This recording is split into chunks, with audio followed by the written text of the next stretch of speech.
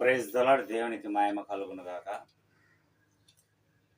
ఈరోజు పునరుత్థాన దినాన్ని దేవుడి సన్నిధిలో మనము ఆయన రెక్కల చాటులో మనము ఇంతవరకు ఉంటూ నివసిస్తూ మన ప్రయాణమంతటే మన మార్గములన్నిటిలోనూ సమస్తములను ఆయన చేయు కార్యములను బట్టి మనం ఆయన స్తుతించుటకు, ఘనపరచుటకు, మహిమపరచుటకు మనము ఇక్కడికి వచ్చి ఉన్నాం.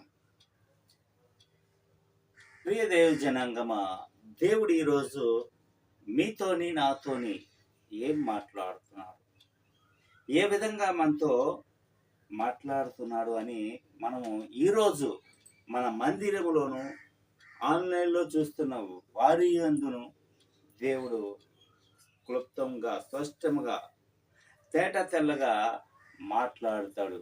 ఎందుకంటే అందరినీ పరిశీలించిన దేవుడు, అందరినీ పరిశోధించిన దేవుడు.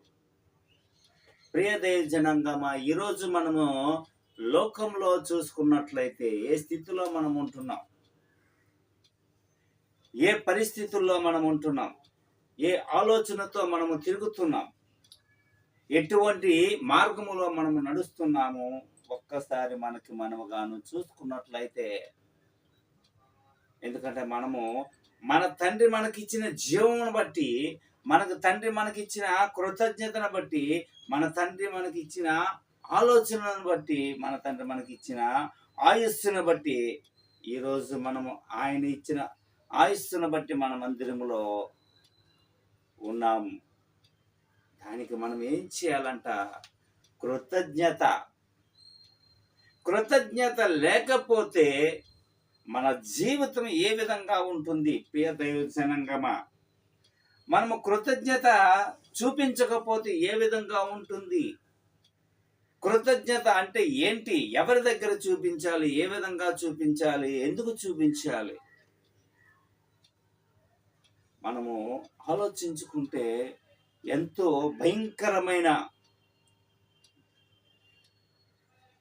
భయంకరమైన మాటలు, భావాలు మనకి తెలుస్తూ ఉంటాయి. ఎందుకంటే ఈరోజు నవమాసాలు మోసి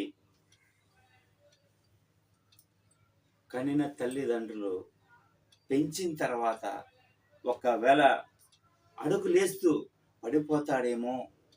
పడిపోతుందేమో, ఒకవేళ పడిపోతే దెబ్బలు తగులుతాయేమో ఆలోచనతో ప్రతి క్షణము కూడా నీవు నడిచే మార్గములోను, పరిగెత్తే సమయంలోను, ఆడుతున్నటప్పుడు కూడా వారి దృష్టి, ఆలోచన అంతా కూడా నీ మీదే పెట్టుకుంటారు.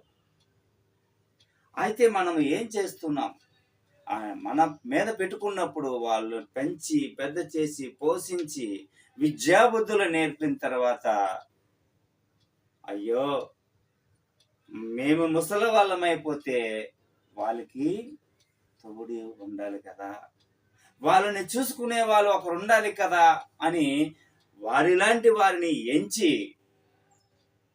వధువునైనను ఎంచి వారు ఏం చేస్తున్నారు, ఏ పరిస్థితుల్లో ఉంటున్నారు, వారి జీవిత విధానం ఏంటి అన్ని పరిశీలించుకొని వాళ్ళు దేవుళ్ళలో ఉంటున్నారా, అన్యుల్లో ఉంటున్నారా, వాళ్ళు నడవడికి ఎలాంటిది, నా కుమారుని కానీ నా కుమార్తెని కానీ చూసుకుంటారా బాబుగా అని ఆలోచించి, ఇద్దరు ఏకాంగులుగా ఉన్న వాళ్ళను వివాహం చేసి జోడుగా చేసినప్పుడు దేవుని వాక్యం అంటుంది, తల్లిని విడిచి భార్యను హత్తుకొను.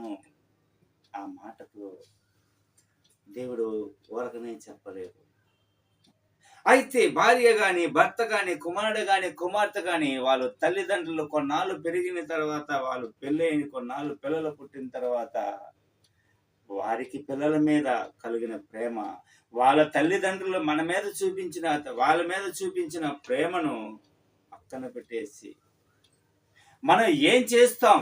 తల్లిదండ్రులను హింసిస్తున్నాము, దూషిస్తున్నాము, కొడుతున్నాము, నానా యాతన పెడుతున్నాము. భర్తగా ఉద్యోగానికి వెళ్ళేటప్పుడు ఇంటి చాకిరీ అంతా చేయించి, ఇంటిని కుమారుడు వచ్చినప్పుడు ఈ విషయం చెబితే తంతానని చెప్పేసి నరక యాతనలో పెడుతూ కాలుస్తూ భయంకరమైన స్థితిలో తల్లిదండ్రులను అత్త మామలను హింసిస్తూ ఈరోజు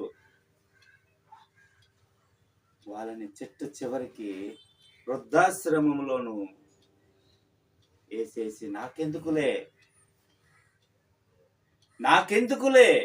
వాళ్ళు హ్యాపీగా మనం ఉన్నామని చెప్పేసి వాళ్ళు వృద్ధాశ్రమంలోను వేసిన తర్వాత వాళ్ళు బ్రతుకుతున్నారా, చనిపోయారా, ఏ స్థితిలో ఉన్నారు, ఏ పరిస్థితిలో ఉన్నారని ఒక్కసారైనా మనము ఆలోచించామా?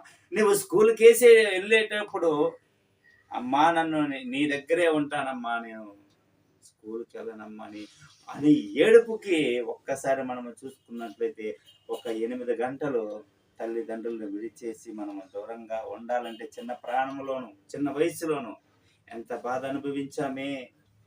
ఒక్క 8 గంటలు మనము తల్లిదండ్రులను విడిచిపెట్టేసి స్కూల్లో చదువుకోవడానికి తల్లిదండ్రులు మనల్ని సాయం చేయడానికి వెళ్తామ్మా, నాన్న నన్ను విడిచిపెట్టేకు, నేను స్కూల్కి వెళ్ళను, మీ దగ్గరే ఉంటాము అని బోరును ఏడుస్తూ ఉన్నాము.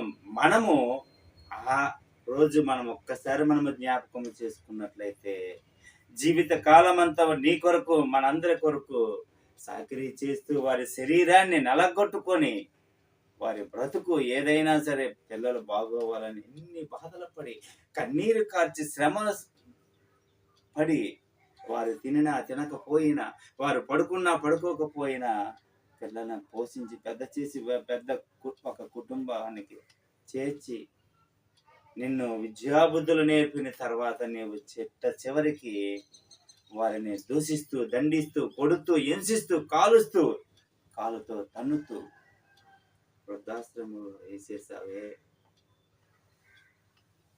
నీవు ఆ చిన్న వయసులో బాధపడ్డ బాధ కన్నా వాళ్ళు ఎంత బాధపడుతున్నారు ఒక్కసారి ప్రియ దైవ జనాంగమా గుర్తు చేసుకున్నట్లయితే తల్లిదండ్రుల మీద నీకు అత్త మామల మీద నీకు కృతజ్ఞత ఎక్కడ ఉంది అని నేను అడుగుతున్నాను. తండ్రి ఇక్కడ మాట్లాడుతున్నాడు. కృతజ్ఞత అంటే ఏంటి అంటే మనం ఏ స్థితిలో నుండి ఏ స్థితికి మనం వచ్చాము, ఈ స్థితిలో మనం ఉండడానికి కారణం ఎవరు, ఏ స్థితిలో ఉన్నవారము ఈ స్థితిలో ఉండడానికి గల కారణం అత్త మామ తల్లి తండ్రి అన్న తమ్ముడు అక్క చెల్లి స్నేహితుడు బంధువుడు మనము చూడగలిగామా? వాళ్ళు చేసిన సేవకు వాళ్ళు చేసి చూపించిన ప్రేమను మనము ఒక్క క్షణమైన ఒక్క గడియని జ్ఞాపకం చేసుకున్నామా? నువ్వు లేకపోతే నాకేంటి, నువ్వు రావాల్సిన పని లేదు, నీతో నాకు అవసరమే లేదు. ప్రియదయ జనాంగమా ఈ స్థితిలో మనం ఉన్నామా? మన తండ్రి అది చెప్పట్లేదు. మన తండ్రి కృతజ్ఞత చూపించమంటున్నాడు. ఎందుకంటే దారిని పోయిన వాడిని అనేక మంది చూస్తూ వెళ్ళిపోయారే. ఒక బిడ్డ వచ్చి సేద తీర్చి తడిచి తుడిచి శుభ్రపరిచి హాస్పిటల్లో చేర్చి అవసరమైతే ధనాన్ని ఇచ్చి ఇంకనూ కావలిస్తే నేను చాలకపోతే నేను వచ్చాక నేను నీకు ఇస్తానని చెప్పి వెళ్ళిన వారిగా మనం ఉందామా? లేక మనము నిన్ను వాళ్ళని పొరుగు వారిని ప్రేమించాలి. దేవుని ఇచ్చిన ప్రతి కార్యములను ఆయన చేసిన ప్రతి ఈవులను మనము జ్ఞాపకము చేసుకొనక కృతజ్ఞత లేకుండా ఆయన విడిచిపెట్టేసి పాపములోనికి పారిపోదామా? మనకెందుకు అవన్నీ, ఎవడు చూసొచ్చాడులే పరలోక రాజ్యము, మనము చస్తే అక్కడికి వెళ్తామేమో. ఇక్కడ ఉండేటప్పుడు అనుభవించలేనప్పుడు అక్కడికి వెళ్ళి ఏం చేస్తాం? చూసొచ్చామా అనుకునే జీవితంలో ఒకవేళ ఉన్నావేమో. ఈ రోజు నాకు జరిగిపోతే చాలు, రేపటి విషయం నాకెందుకు, రేపటి స్థితి నాకెందుకు, ఆ రోజు చేశాడు నాకు న్యాయం, ఈ రోజు నేను కృతజ్ఞత చెప్పడం ఎందుకు, ఆ రోజు నేను చూపించడం ఎందుకు? వాడు చేశాడు అంతవరకే. నా తల్లిదండ్రులు నన్ను కన్నమన్నానా, నాకు పెళ్లి చేయమన్నానా, ఉద్యోగం చేయించ నాకు వచ్చేలాగా చదివి విద్యాబుద్ధులు నేర్పించమన్నానా, నేను చెప్పానా? అహంకారంతో ఒకవేళ ఉన్నావేమో ప్రియ సహోదరి సహోదరుడా, ఈరోజు నీతోనే తల్లిదండ్రులతోనే మనతోనే మాట్లాడుతున్నాడు. ఎందుకంటే మన ప్రభు అయిన క్రీస్తు మన కొరకు శిలువలో బలియాగమయ్యాడు. మన కొరకు ఆయన రక్తాన్ని కార్చాడు. 2 కొయ్యల మీద 3 గాయాలు 5 గాయాలతో ఆయన ప్రాణాన్ని పెట్టాడు. ఆ కలువరి శిలువలో కూడా ఒక దొంగ అడిగినప్పుడు, ప్రభువా నీవు నన్ను జ్ఞాపకము చేసుకోవాలని దేశములో అంటే నేడు నీవు నాతోనే పరదేశీలో ఉండు అని ఆయన ఆ శ్రమలలో మరణ ప్రాయములో కూడా ఉన్నప్పుడు, మరణ స్థితిలో ఉన్నప్పుడు కూడా ఆయన చెప్తున్నాడు, నెరవేర్చాడు ఆయన. ఈ రోజు మనము చూసుకున్నట్లయితే ఏ పరిస్థితుల్లో వచ్చామో, కృతజ్ఞత లేని పరిస్థితుల్లో మనం ఉన్న, ఒక్కసారి మనము మలాకి గ్రంథం 4వ అధ్యాయంలో మనము చూసుకున్నట్లయితే ఇక్కడ దేవుడు మనతో స్పష్టంగా మాట్లాడుతున్నాడు. ఏలనగా మనం దేవుడిని ఎరిగినట్లయితే ప్రవచిస్తాము, ప్రవచనలో పలుకుతాము. దేవుడు ఏ స్థితిలో ఉన్నాడు, ఏం చేయబోతున్నాడు, ఏం చేస్తాడు అని మనతో దేవుడు మాట్లాడతాడని ఈరోజు స్పష్టంగా మాట్లాడుతున్నారు. మలాకి గ్రంథం ఒక్కసారి మనము చూసుకున్నట్లయితే 4వ అధ్యాయం 5వ వచనములో, యెహోవా నియమించిన భయంకరమైన మహాదినములో రాకమునుపు నేను ప్రవక్తలను ఏలియాను మీ వద్దకు పంపుచున్నాను. దేవునికి మహిమ కలుగును గాక. ఎందుకంటే ఆయన ఏం చెప్తున్నాడంట, ఏలియాను మన దగ్గరికి పంపుతాడు. ఏలియా అంటే మహా గొప్ప ప్రవక్త. ఆయన గురించి మనము తెలియని వారు ఎవరూ లేరు. మన తండ్రి అయిన దేవుడు స్పష్టంగా ఈరోజు మనతో మాట్లాడుతున్నాడు. ఏమిటి అంటే, ప్రవక్తలు ప్రవచిస్తారు, నీ దగ్గరికి వస్తారు, నీ దగ్గరికి నా మాటను సెలవిస్తారు. ఎప్పుడు అంటే ప్రవక్తలే కాదండి, మరణ కాలములో, ఆ దినములో ఎందు అంటే మరణ కాలములో వచ్చినప్పుడు కుమారుడు గాని కుమార్తె గాని యవ్వనులు గాని ముదుసలులు గాని వృద్ధులు గాని ప్రతి ఒక్కరు కూడా ప్రవచిస్తారు. దేవుని వాక్యము నెరవేరుతుంది అని తెలియచేస్తారు అని చెప్తారు. ఎప్పుడు అంటే మరణ దినములు వచ్చినప్పుడు, రాకడ వచ్చినప్పుడు, క్రీస్తు రాకడ వచ్చినప్పుడు. కానీ నీవు ఏం చేస్తున్నావు? ప్రవచిస్తున్నావు, ప్రవచనాలు తెలియజేస్తున్నావు, దేవుని వాక్యాన్ని విడిచిపెట్టేసి లోకముల వైపు మనం తిరుగుతున్నావు. ఒక్కసారి మనం చూసుకున్నట్లయితే ఏలయనగా మొదటి వచనములు, ఏలయనగా నియమింపబడిన దినము వచ్చుచున్నది. దేవునికి మహిమ కలుగును గాక. నియమింపబడిన దినము వచ్చుచున్నది. ఆ దినము ఎప్పుడు అంటే ఎప్పుడు ఆయన రాకడ వచ్చినప్పుడు నీవు గాని, సేవకుడు గాని, సేవకురాంట గాని, కుమారులు గాని కుమార్తెలు గాని ప్రతి ఒక్కరు కూడా ప్రవచిస్తారు అని ఇక్కడ మాట్లాడుతున్నాడు తండ్రి అయిన దేవుడు. ఎందుకంటే ఎప్పుడు ప్రవచిస్తారు అంటే ఆ దినములు, ఆ గడియలు, ఏదంటే రాకడ దినములు వచ్చినప్పుడు మాత్రమే నువ్వు ప్రవచిస్తావు. ఏలియా వంటి నువ్వు ప్రవక్తవా? ఈ రోజు నువ్వు ప్రవచించిన ప్రతి ప్రవచనము కూడా నెరవేరలేదు అంటే ఏలియా వంటి స్వభావము గల ఎవరండి? ఏలియా మన వంటి స్వభావము గలవాడే. కానీ ఏలియా అంటే స్వభావము గలవారుగా మనం ఉన్నామా? ఏ స్థితిలో ఉన్నావు? దేవుణ్ణి నువ్వు నమ్ముతున్నావు, దేవుణ్ణి నమ్ముతున్నావు అని వేలాది జనాల్లో నీవు మీటింగులు పెట్టుకొని తుస్ అనగానే పడిపోవడానికి దైవ సేవకుడువా నీవు? భూత మాంత్రికుడువా నువ్వు? ఏం చేస్తున్నావు? దేవుని విడిచిపెట్టేసి దేవుని మాటకు లోబడక జనాంగానందరినీ కూడా నువ్వు పాప భీతిలోకి నడిపిస్తున్నా దైవ సేవకుడా, దైవ సేవకురాలా, ఈ రోజు నీతోని నాతోని మనందరితోని మాట్లాడుతున్నాడు. కృతజ్ఞత నీవు లేకుండా నువ్వు జీవిస్తున్నావు. నీ బ్రతుకు ఎక్కడది? ఏ స్థితిలో ఉన్నావు? ఒళ్ళోంచుకొని కష్టించి కాలు చేతులు వంచుకొని పని చేయి. లేకపోతే దేవుని విడిచిపెట్టేసే దేవుడికి ఇష్టడుగాను ఉన్నావా? ఉండలేదా? దేవుడు అంటున్నాడు, నిన్ను గాని నన్ను గాని ప్రతి ఒక్కరిని కూడా ఆయన నువ్వు అగాధములో దాగున్నను, ఆకాశములు ఎక్కి పారిపోయినను, ఎక్కడికి ఉన్నా సరే ఆయన నిన్ను చూస్తున్నాడు. నీవు చేసే ప్రతి పని చూస్తున్నాడు.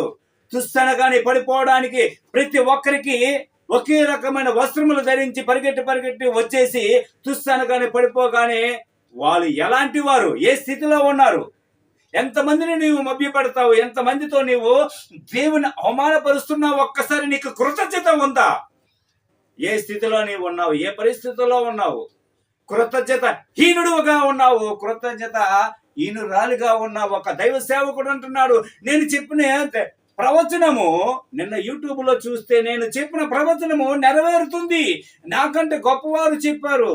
ఆ ప్రవచనము నెరవేరలేదంటే నేను రాత్రి కాల సమయంలో ప్రభ ఎందుకు ఈ ప్రవచనము నెరవేరలేదు అని అంటే దానికి దేవుడు చెబుతున్నాడు, అలా చేశాడు ఇలా చేశాడు కనుక ఆయన నెరవేరలేదు, ఆయన గెలవలేదు అని చెప్తున్నాడు. కానీ ఈరోజు ఆ రోజు చెప్పిన దేవుడు ఈ రోజు ఎందుకు ఈ అబద్ధం మాట్లాడుతున్నాడు? ఒక్క హిందువు స్వామి, నేను చెప్పిన జాతకము తప్పయింది గనుక నేను ఎన్నడూ కూడా జాతకము చెప్పను, నన్ను క్షమించండి అని ఆయన నిజాయితీగా ఒప్పుకున్నాడు. నీ నిజాయితీ ఎక్కడ ఉంది? నీవు చెప్పే బూటకమైన ప్రవచనం ఎక్కడుంది? నీవు చెప్పే నీచమైన పని ఎక్కడుంది?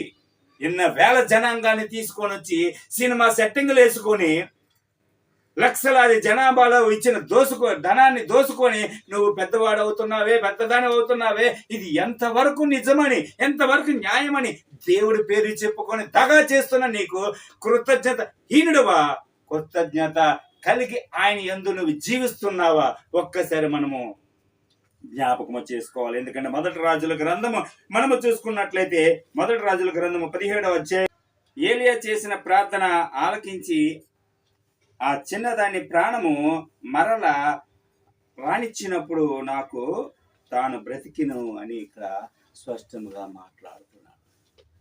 చూసారండి, ఏలియా చేసిన ప్రార్థనకి మరణించిన చిన్నది బ్రతికింది. నువ్వు తుస్సనగానే నీ సంఘ సేవకులు, నీ సంఘములో ఉన్న నడిపించిన ప్రతి ఒక్కరు కూడా వచ్చి పడిపోయి విలవిలలాడుతూ పడిపోయి అనేక మందిని మోసపరుస్తున్నావే. ఇది ఎంతవరకు న్యాయము? ఇలాంటి విధంగా చేసే ప్రతి ఒక్క సేవకుడి వలన దేవుణ్ణి అవమానపరుస్తున్నారు అనేక మంది. దానికి నీవు చూపించే ఈ కృతజ్ఞత ఎంతవరకు? కృతజ్ఞత హీనుడిగా నీవు ఉన్నావు. ఎందుకంటే ఏలియా చేస్తే ప్రార్థన ఏమవుతుందంట, మరణించిన ఆ చిన్నది బ్రతికింది. ఏలియా చేసిన ప్రార్థన వలన వర్షము 3.5 సంవత్సరాలు ఆగింది. ఏలియా చేసిన ప్రార్థన వలన వర్షము మళ్ళీ కురిసింది. నువ్వు చేసే ప్రార్థన ఎలాంటిది అని అంటే మత్తు నీళ్లు జల్లి పడేయడం కాదు. మనం నటించే విధంగా చెప్పి వాళ్ళని నటింప చేయడము కాదు, ప్రార్థించడము. జీవితములో అని మనం ఏ విధంగా ఉన్నామో, మన బ్రతుకు ఏంటి, మన స్థితి ఎలాంటిది, కృతజ్ఞత కలిగి నీవు జీవిస్తున్నావా?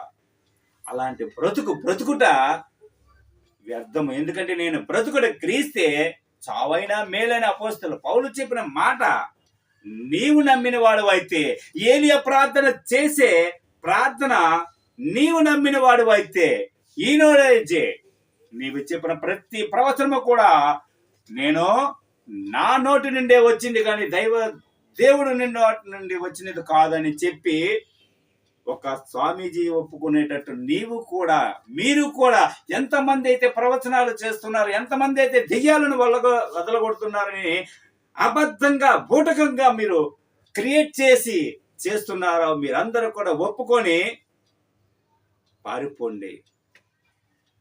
మీ బ్రతుకు మారుతుంది, మీ జీవితం మారుతుంది, దేశం మారుతుంది, దేవుని రాజ్యము వస్తుంది. అలాంటి వారి వల్ల రాదండి. ఇలాగా చేస్తే రాదు. కృతజ్ఞత లేకుండా మనము బ్రతుకుతున్నామేమో. కృతజ్ఞత కలిగి మనము జీవించాలి. మన స్థితి ఏ విధంగా ఉంది, మన బ్రతుకు ఎలాగ ఉంది, దేవుణ్ణి వెంబడించినప్పుడు ఎలాగున్నాం? ఈరోజు నీకు దేవుడికి లేరండి సేవకులు, దేవుడికి లేరండి సెక్యూరిటీ. నీకు సెక్యూరిటీ కావాలి. దేవుడికి ఎటువంటి హంగులు ఆర్భాటులు లేవు, నీకు కావాలి. నీ వస్తే 10 మంది కావాలి, 1000 మంది కావాలి. దేవుడు అడగలేదండి. ఆయన రాజ్యం నశించిపోయిన ఆత్మ ఎక్కడైతే ఉందో ఆ ఆత్మను వెతికి రక్షించడానికి నేను వచ్చాను. రోగులకి వైద్యుడు అవసరము, నేను పాపులకు అవసరం అన్నాడే గాని ధనవంతులకి కాదా అవసరము లేదన్నాడు. ఎందుకంటే ధనము కూర్చుకునేవాడు ఎన్నడూ కూడా పరలోక రాజ్యంలో చేరడు అన్నాడు. ధనవంతుడు ఒంటి సూది బెజ్జములో దూరం వచ్చినేమో కానీ ధనవంతుడు పరలోక రాజ్యంలో చేరడన్నారు. కానీ మీరందరూ కూడా ఏం చేస్తున్నారు? పరలోక రాజ్యానికి మీరు వెళ్తారని బూటకమైన మాటలు చెప్పు ధనవంతులను చేర్చుకుని వారికి అనుగుణంగా వాక్యమును బోధిస్తూ మీరు పెద్దవారు అవుతున్నారు. మీ సంఘములో ఎంతమంది ఉన్నారో వారి పేర్లైనను వారు ఎప్పుడు మారు మనసు పొందారో తెలుసుకున్నారా? తెలుసా? మీకు జ్ఞాపకం ఉన్నదా? ఎవరు ధనవంతుడున్నాడు, ఎవడు బూటకమైన మాటలు చెప్పి మనము వారిని మోసపరుచుదాము దేవుని మాటలు చెప్పి ఆలోచిస్తున్నామే కానీ కృతజ్ఞత లేకుండా మనము బ్రతుకుతున్నాము అని మనం ఒకవేళ ఆలోచిస్తున్నామా? ప్రియ దైవ జనాంగమా, ఈ రోజే మనతో మాట్లాడుతున్నాడు. ఇట్టి స్థితిలో ఎవరైతే ఉన్నారో వారందరూ కూడా ఈ రోజు నుంచి దేవుని బైబిల్ పట్టుకొని జీవ గ్రంథమును పట్టుకొని చేసిన తప్పును ఒప్పుకొని కప్పిచ్చుకోకుండా మనము జీవ గ్రంథాన్ని మనము విడిచిపెట్టకుండా ప్రభువా నేను చేసిన ఈ పాపాన్ని కల్వరి సిలువలో ఒక దొంగ ఏ విధంగా ఒప్పుకున్నాడు అట్టి విధంగా మీరు కూడా ఆయన పేరు చెప్పుకొని దొంగతనం చేస్తున్న దైవ జనాంగమా, దైవ సేవకురాలారా, ఇప్పుడే కళ్ళు తెరవండి, ఒప్పుకోండి, విడిచిపెట్టండి, అవసరమైతే కష్టించి పని చేసుకోండి. మనకు తండ్రి అయిన దేవుడు కష్టపడి సేవ ఈ రోజు చేసి దొంగ సేవ చేస్తూ దొంగ పరిచయం చేస్తూ చేయడం వల్ల నువ్వు పరలోక రాజ్యానికి వెళ్ళవు.